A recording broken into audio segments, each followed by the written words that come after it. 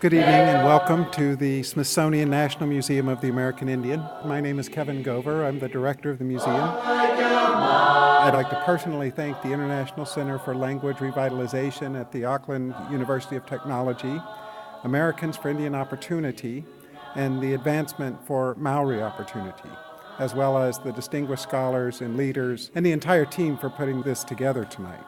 In thinking about what I would say tonight, I was reminded again how remarkable, complex, and contradictory language can be. Even the idiom slip of the tongue speaks to language's ability to be playful, poetic, and vivid. Yet, as the scholars in this museum tonight are all too aware, half of the world's 7,000 languages are in danger of disappearing in the next century. By the turn of the 21st century, we risk losing a language every 10 days. And every 10 days, a community, its history, its wisdom, its knowledge, its joys, its sadnesses are all lost. And I cannot help but think that humanity is all the poorer for the loss of a language. Languages that are indigenous in a lot of countries are threatened. No language, then you really are an empty shell.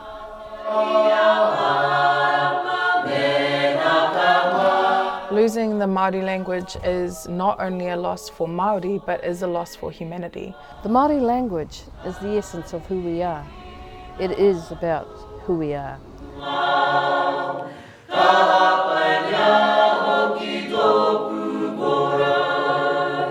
No language deserves to die, and all of us, every single one of us in the world, has a responsibility to not allow any more languages to die.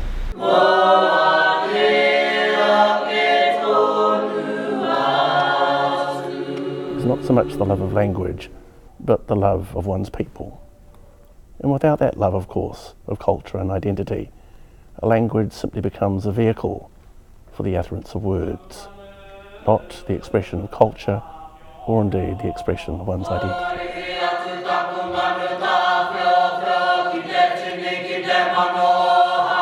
If we don't retain the language in its entirety, our cultural heritage disappears. We don't have any connection to our land, to our mountains, to all of those things that are relevant to our Māori worldview.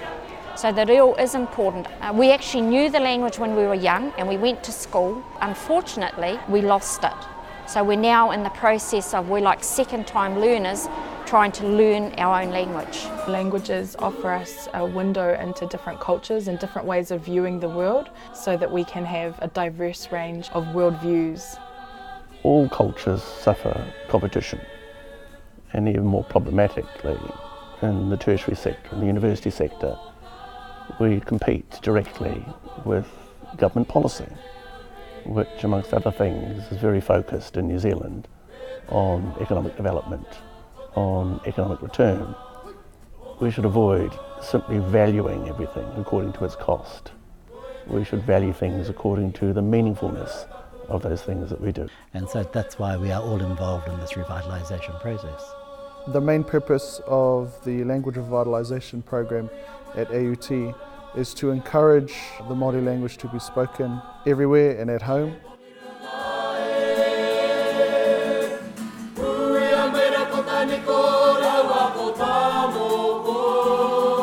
And to provide a service where we're teaching Māori to the next generation so that Māori will be more prevalent within homes, whereby strengthening the intergenerational transmission of Māori language. For the most part, we work with Indigenous language communities because their languages are endangered.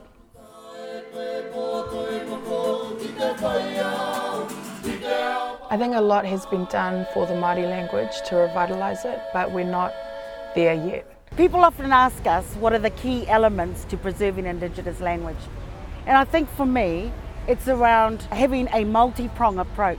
If you rely solely on technology, it's not going to happen. If you rely solely on schooling and immersion schooling, it's just one tool. You have to look at a range of tools, and technology is an important part of that. But all of that must be underpinned by a set of key principles, and that's that you don't want the language to die. And so you recruit people. Your courage, as in when I talk about the people have to be so committed and almost obsessive about ensuring that the language survives. Our consciousness is no different from the rest of the world. It is our culture, it is our language that brings life to our own uniqueness. And with that becomes our own knowing, our own Indigenous epistemology. And without that, we are nothing. Language is a right, and being able to speak your mother tongue is a human right. It's important to understand the difference between language preservation and language revitalization. Preservation is something that you do to something which is dead. You stuff it, you exhibit it, and in many cases you cherish it. Revitalization, on the other hand, is a practice in which you give new meaning to one's culture and give new meaning to identity. And in my role as Pro Vice-Chancellor for Learning and Teaching, for example, I have a significant role, particularly a leadership role, in revitalising the way we teach at my university and using technology as a primary vehicle for doing that.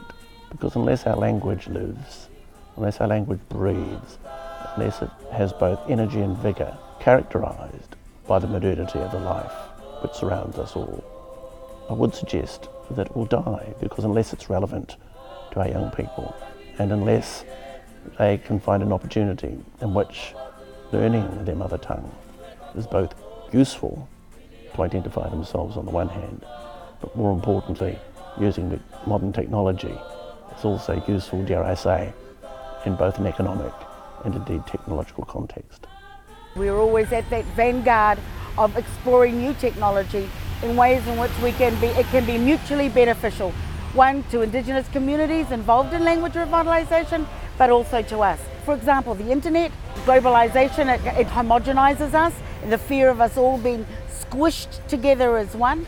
No, the internet, we're actually reappropriating that technology and using it to actually define us and to make us distinct through the work we do. And language is that defining factor, that while cultures, we have commonalities amongst all of us, our languages are the things that define who we are and our identity. And so we're using technology to be a community, not just to be and defying all odds of being all homogenous and pushed together because of globalisation. The youth are the future of language, of te reo Maori and of other endangered languages. So we really need to engage the youth in that process of language revitalisation. And things such as Te Kohanga Reo, the Māori language nest, have been really successful in that. But we can also use technology to engage the youth in language. Technology is a focus of the centre because we can harness technology to aid in language revitalisation, and technology is a carrier of language, and because of that it is a tool for language domination. So if we can turn that around and use it for our own purposes of language revitalisation, then we can help to save endangered languages. The role of the centre is to try and build virtual language communities through the use of technology. Ko te reo te Maori o te mana Māori, which means that the language, the Māori language, is the life force of the Māori people and of our sovereignty and autonomy. The language really is at the core of Māori culture. The challenges, therefore, which Māori face are the challenges of many minority communities, particularly those characterised by modernisation, because as we modernise, we give away, for all sorts of reasons, and many of them right reasons, all those things that identify who we are. But I think it is important to realise that we must hold on to those things that we don't necessarily value today, because without them, tomorrow we will leave our memories, our histories, our identities to the curation of others. Language is the soul of a people.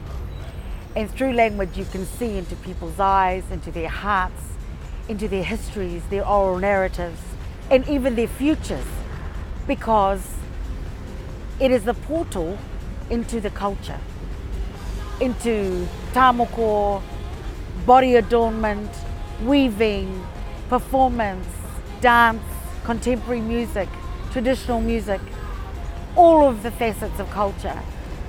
And that's our soul. So without the language, we can't express our feelings the way in which our ancestors did. And we want to reflect the beauty of that language going forward in time.